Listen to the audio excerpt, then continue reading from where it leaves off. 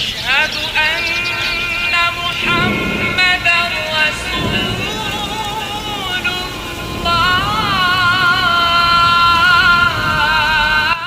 بسم اللہ الرحمن الرحیم. السلام علیکم ورحمۃ اللہ وبرکاتہ. اسلامک میڈیا سیل سرگودا کے تمام فالوور کو خوش آمدید کہتا ہوں. اب میں حضرت مولانا مفتی محمد عفان صاحب کی ویڈیو کلپ سے انشاءاللہ اس پیج کا آغاز کریں گے. بسم اللہ الرحمن الرحیم. نحمده ونصلی ونسلم علی رسولہ الکریم. اما بعد. آج کے دور میں سائنس نے اتنی ترقی کر لی ہے کہ پوری کی پوری دنیا کو ایک چھت کے نیچے جمع کر دیا ہے.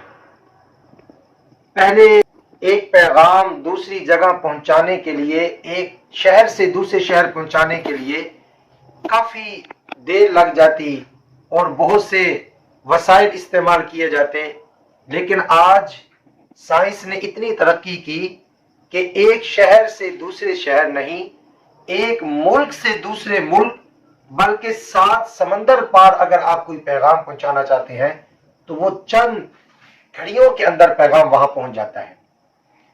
تو یہ موبائل کی صورت میں ساری کی ساری دنیا کو ایک چھت کے نیچے جمع کر دیا.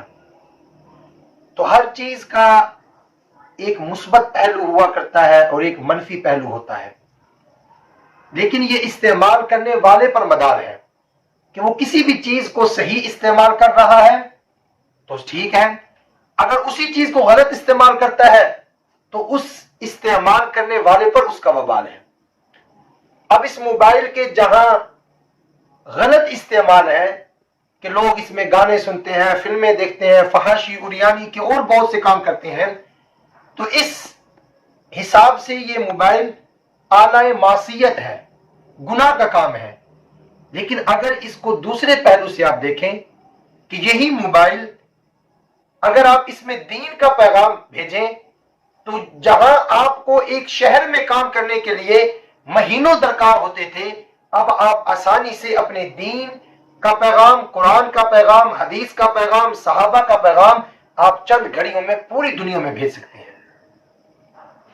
تو اسی چیز کو مد نظر رکھتے ہوئے ہمارے بھائی، ہمارے محترم ورکر، ہمارے ساتھی یوسف ربانی صاحب کے دل میں یہ جذبہ پیدا ہوا کہ ہم قرآن کا پیغام عام کریں، صرف پاکستان یا سرگودا یا پنجاب کے حد تک نہیں، دنیا لیول پر ہم قرآن کا پیغام عام کریں، ہم سنت کا احیاء کریں، ہم قرآن مجید کی تلاوت اس کو عام کریں، ہم نبی کی تعریف کو عام کریں. اس مقصد کے لیے انہوں نے ایک پیج بنایا ہے، اسلامک میڈیا سیل. تو اس پیج بنانے کا مقصد صرف اور صرف دین کی ترویج، دین کی اشاعت اور قرآن و حدیث کا جو سبق ہے وہ دنیا تک پہنچانا ہے. انہوں نے اس کام کے لیے یہ پیج بنایا ہے.